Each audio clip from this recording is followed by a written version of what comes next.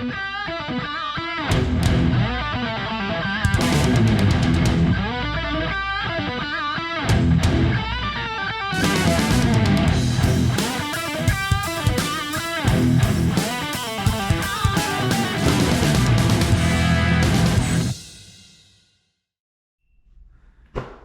so we have a video request of a client who's asked us to make a demo video of the Ultra Hinge Pin Door Stop.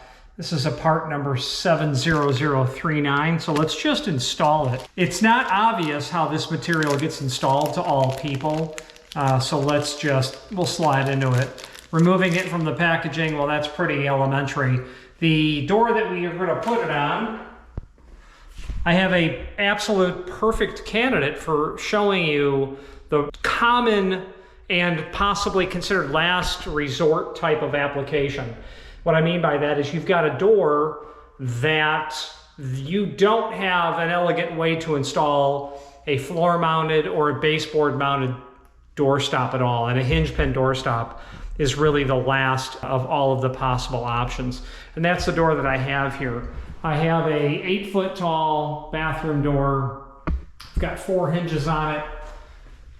Swings about 90 degrees in to the bathroom. And as it does, we sure don't want the back of that lever trim to hit anything that's back here. If I get in here like this, I'm gonna hit right there. I can't put a stop on the floor, and there's no opportunity to put one up on the header. An overhead door stop would be the ideal best solution, but those are costly, and the job is existing. The doors and frames are existing. Mortising the header and the top of the door for concealed is not realistic, so let's do a demo video. If you've not hit subscribe yet, we would very much appreciate if you did, and hopefully you're enjoying this video. Now, let's get back to it. All right, so what we're gonna need here really is just a center punch, obviously the piece of hardware, and a hammer. Center punch, that's gonna allow me to drive the pin out. I'm gonna close the door. Ideally, it'll help keep the hinge leaves together. A really lightweight hammer, an 8-ounce ball peen hammer.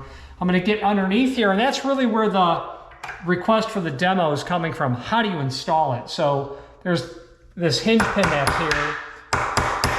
You can see, if you're watching the top at all, it's moving.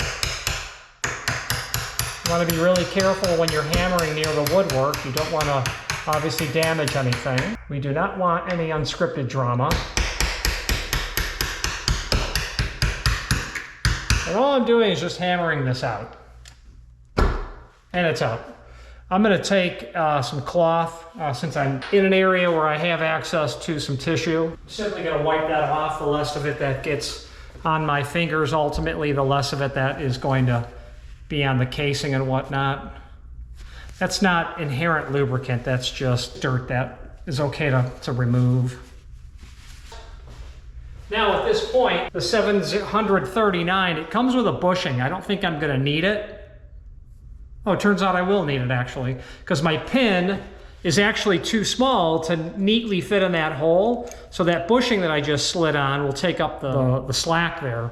So I'm going to take all this and just tap it back down, and then I'm going to set the projection based on the degree of opening, which I don't know what it is, but we'll figure it out. When I look at that, it's about 90 degree. Let's get that back in there.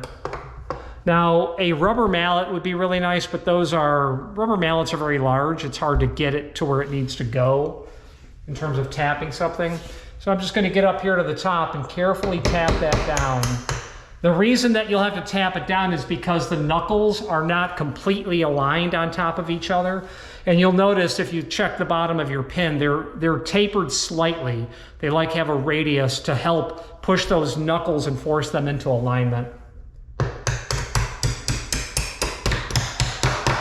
Oh yeah, that's good. There's your installed 739. Now let's get the door swinging open and see where we are. My lever trim is still hitting down here. So that means that I've got to increase that projection a little bit on this component, unthread that.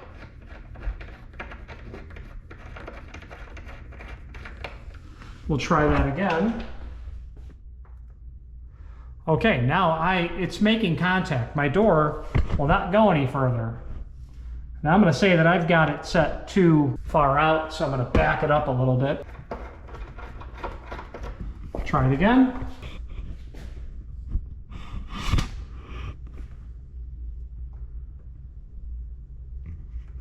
Yeah, it comes within probably 3 inches, so I'm going to back that out again, or decrease the projection. Try that again. Oh yeah. Let's actually try it. Yeah, it's gonna, if that door swings in a not adult usage,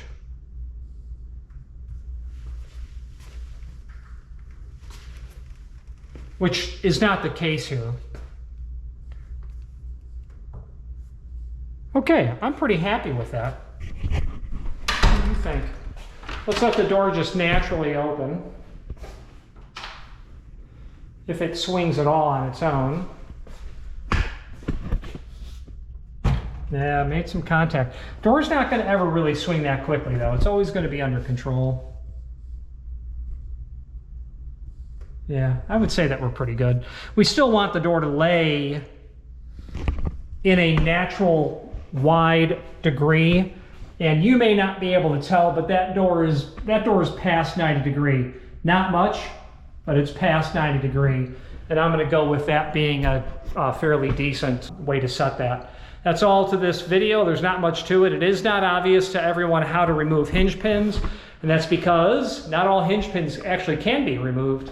You're going to generally need a center punch, and I keep this Starrett number 8168 by Starrett, a tool manufacturer. 8168, nice knurled turn here. This is a Vaughan 8-ounce ball peen.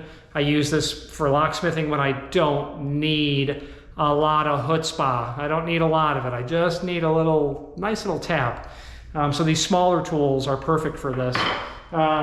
Generally, when I would go to a job site, I'd have a doctor's bag. It's not quite elaborate with the hinges and open up and made of leather, but it's black and a couple nylon and a couple of handles. And in that bag, that's only about that big and can't weigh more than about 5 pounds. I've got everything in it that I really need to do a lot of the smaller jobs.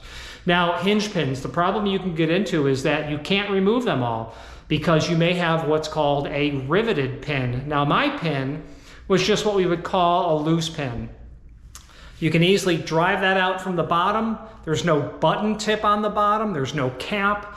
It will tap out. You could have a riveted pin, which will look as if it had the head of a rivet actually on both ends. That is never going to be removed, not short of any means of destructive bypass. You could have a commercial hinge that is a removable pin hinge, which will have a button tip on the bottom, and you'll need something very small like that to tap up inside of it. Or you could have a commercial hinge that's a non-removable pin. Those pins can be removed if you were to loosen the set screw, which you would absolutely need to do first. So inspect the barrel of the hinge. Not every hinge can take a hinge pin door stop, but pretty much every single residential hinge can take a hinge pin door stop. Spring hinges cannot. Those pins are not removable. And other means of hanging devices on doors, if you're dealing with typical good old-fashioned butt hinges like that, you're going to have success pretty much all the time.